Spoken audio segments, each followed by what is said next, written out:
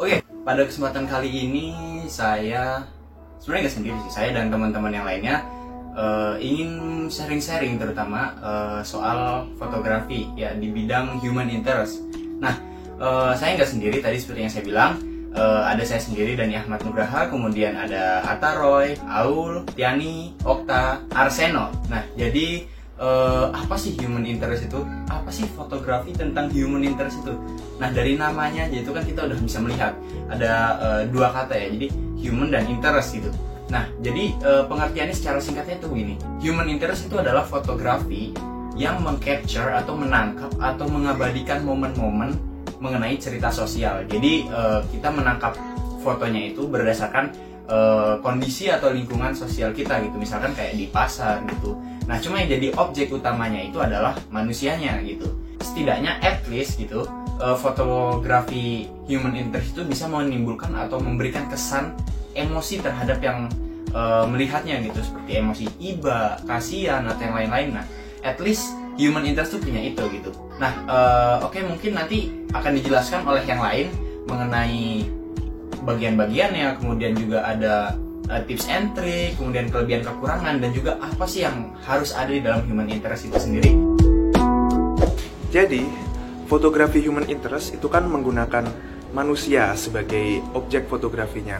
Nah, pada awalnya fotografer human interest itu menggunakan manusia karena dipandang memiliki estetika, mungkin dari emosi wajahnya, pekerjaannya, dan semangat-semangat yang dimaknai dari setiap perbuatannya. Pada awalnya begitu. Namun akhir-akhir ini di Indonesia, terutama di negara kita, fotografi human interest digunakan sebagai sarana kritik terhadap pemerintah, yang dimana dipandang jarang melihat kita yang berada di bawah garis kemiskinan terutama.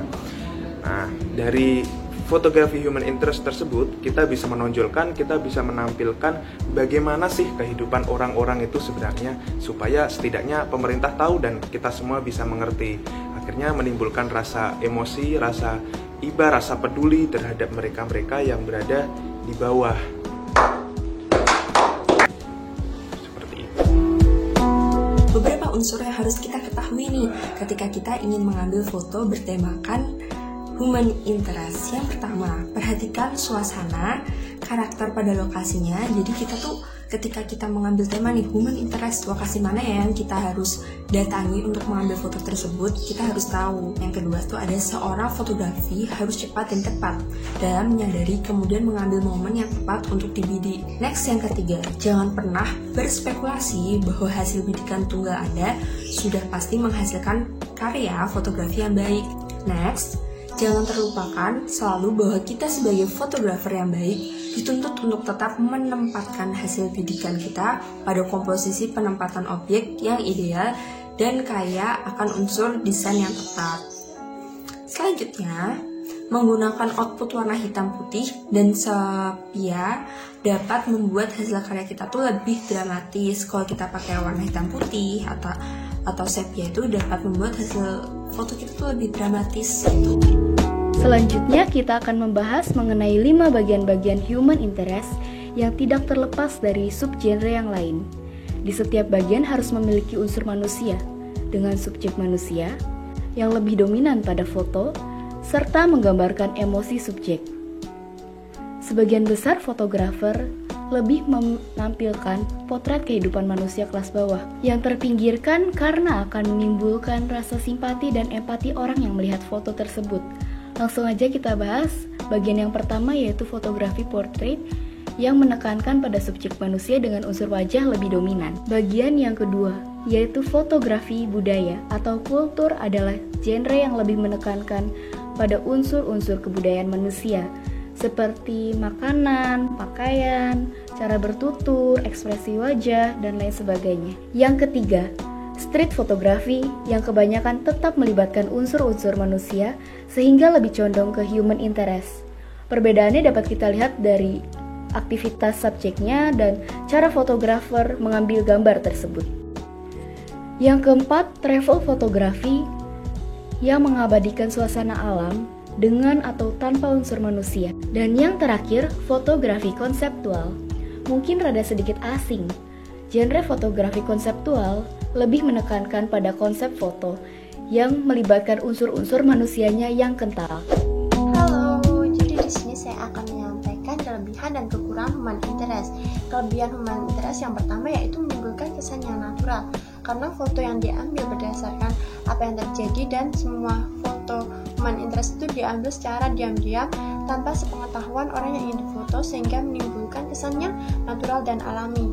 Yang kedua, dapat menyampaikan emosi sesuai keadaan, di mana foto yang diambil secara diam-diam tersebut selain menimbulkan kesan yang natural juga menyampaikan emosi yang sebenarnya dirasakan oleh objek foto. Yang ketiga, memiliki banyak makna. Dari berbagai macam sudut pandang, human interest memiliki banyak kesan dan pesan sekaligus makna yang dalam. Kekurangan human interest yang pertama yaitu terkadang sering dianggap sebagai fotografer yang tak beretika. Hal ini dikarenakan foto yang diambil tersebut secara diam-diam sehingga menimbulkan kesan tidak sopan karena mengambil sesuatu tidak berdasarkan izin orang tersebut. Yang kedua, kerap menimbulkan multitafsir, di mana hal ini dikarenakan human interest memiliki banyak makna yang terkandung. Yang ketiga yaitu ada tergolong lumayan sulit. Dalam hal ini yang dianggap lumayan sulit adalah mulai dari teknik pengambilannya yang harus menemukan angle yang pas, momen yang tepat, dan juga tempat yang proporsional tanpa objek menyadari keadaan fotografer. Halo guys, jadi saya akan menjelaskan tentang tips and tricks bagaimana fotografi dengan tema human interest. Yang pertama, kita harus berani mencari momen. Jangan takut untuk bawa kamera kemana-mana, karena momen itu datangnya sekali dan pokoknya asal cepret, dan jepret, berani. Yang kedua, usahakan fotonya natural, no settingan, karena di situ fotonya akan lebih hidup, akan lebih human interest, apa yang dilakukan manusia, begitu kan? Nomor 3, perhatikan komposisi dan estetika. Jikalau kita memfoto human interest, jangan kita asal foto. Namun, bagaimana cara kita menggambarkan apa yang dilakukan manusia itu, kita harus tetap memperhatikan komposisi dan estetika. Nomor 4, usahakan menggunakan cahaya yang alami. Jangan terlalu keras dan jangan terlalu gelap. Mengapa? Agar warna dari manusia itu sendiri lebih muncul. Lalu yang terakhir, kita harus sopan dan jangan takut kepada orang sebagai objek foto kita. Jangan lupa permisi, mohon izin, dan terima kasih. Seperti itu teman-teman. Oke, singkatnya seperti itu teman-teman. Jadi apakah ada yang sudah jelas atau mungkin kejelasan gitu? Mungkin segitu saja ya, karena ini semua kami share di sini, kami bagikan kepada teman-teman itu based on our experience gitu ya. Maksudnya bukan materi yang mendasar gitu, tapi berdasarkan pengalaman kami sendiri gitu. Oke, kurang lebihnya kami mohon dikoreksi dan ya semoga bermanfaat untuk semuanya. Dan ya, sampai jumpa di pertemuan selanjutnya.